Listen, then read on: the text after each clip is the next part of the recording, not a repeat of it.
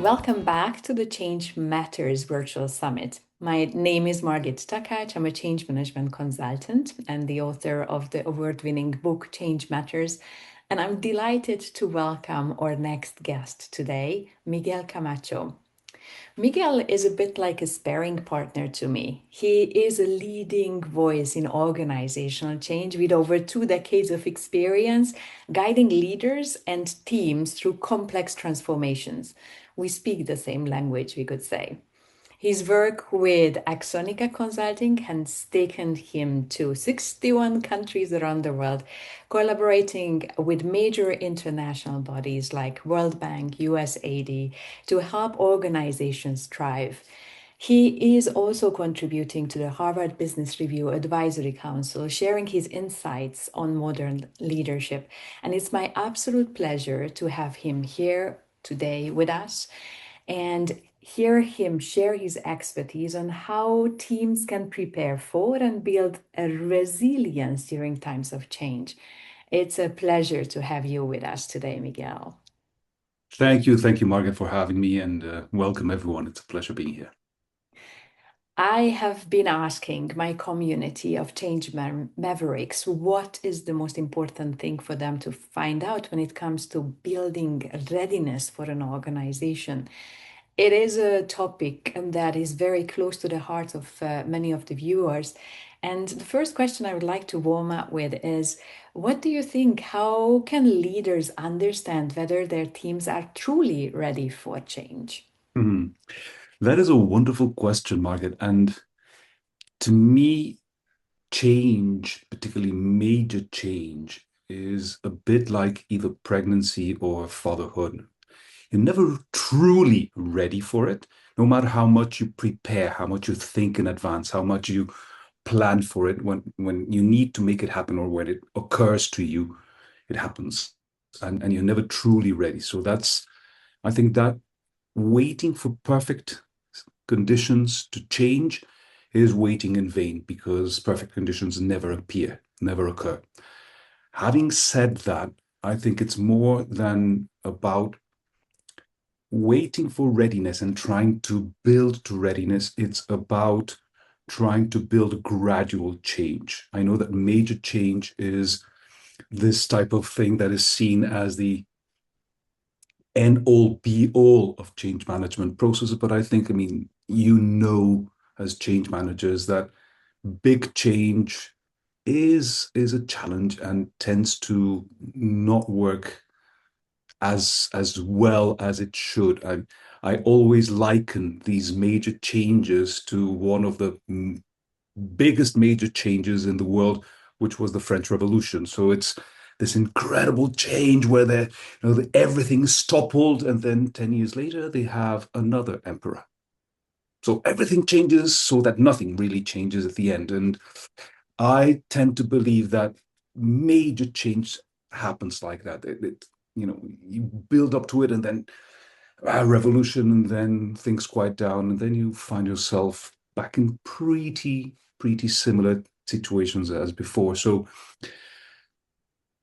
to your question, I think that it's less about building up to major transformation and more about building gradual transformation that ends up being a big change. I don't know if that is a clear answer to your question. I love the parallel you have drawn with the French Revolution and what happened in history in the 18th century. I'm actually wondering in the 21st century, when not the whole country of France or any countries, but we're talking mostly about organizations and large international bodies that you have worked with, they still talk about the need to revamp everything, to truly transform. They have these aspirations, just like decades and centuries ago, other leaders had. But what do you think has changed since then? In a way, everything has changed and nothing has changed. In Mhm. terms of the ambition to transform and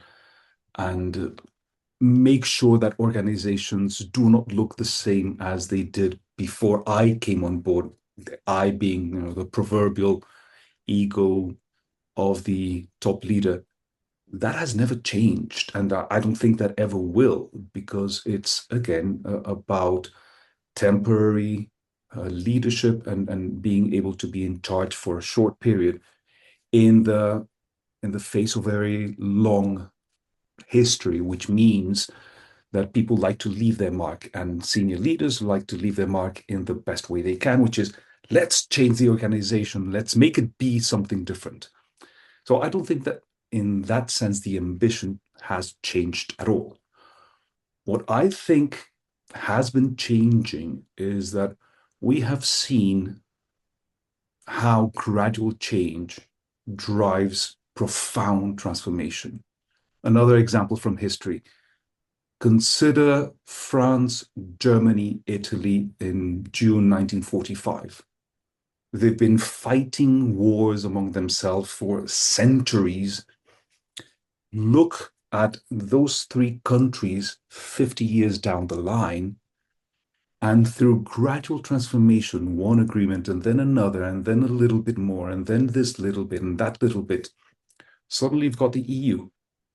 Mhm. And it is the most profound transformation of a landscape in probably in the history of mankind.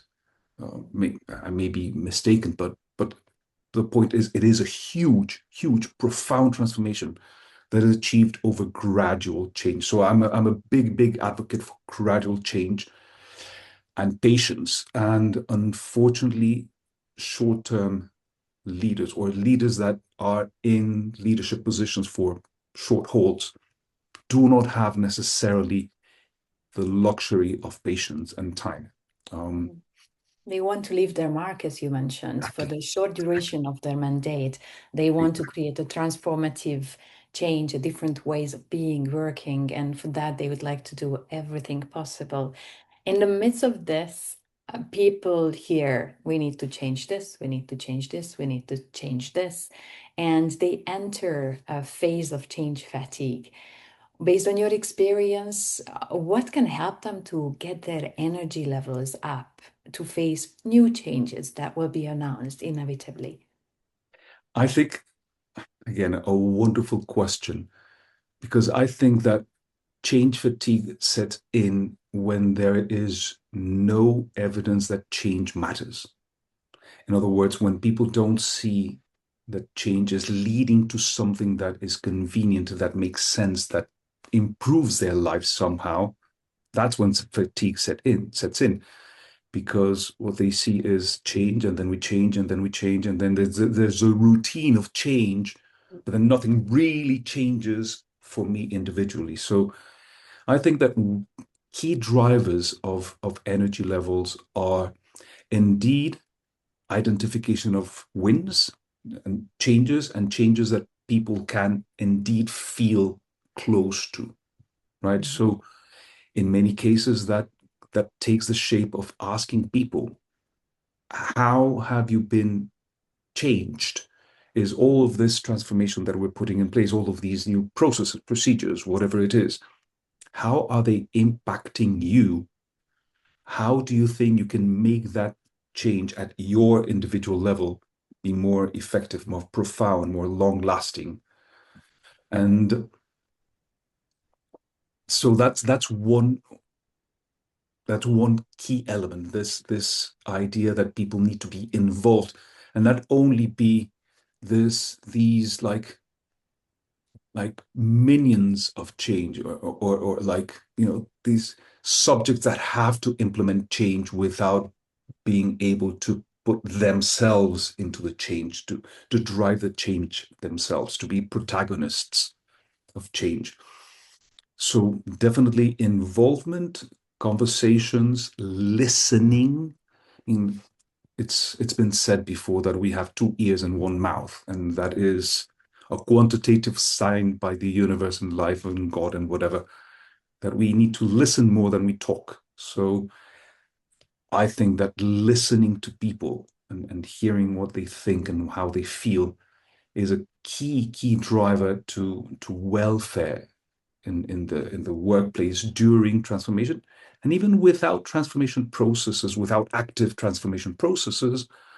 there needs to be a constant listening by leaders or to what people have to say. So yes, engagement, involvement, listening, um, that may not make change be this aspirational thing that people want to do, but it will definitely make it more palatable and more probably easier to put in place and easy to digest and to tap into people's resources.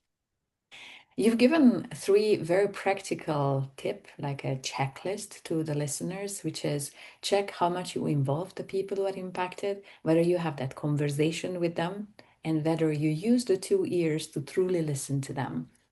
Thank you so much, Miguel, for joining me today, for being part of this community, and I look forward to continue our exchanges.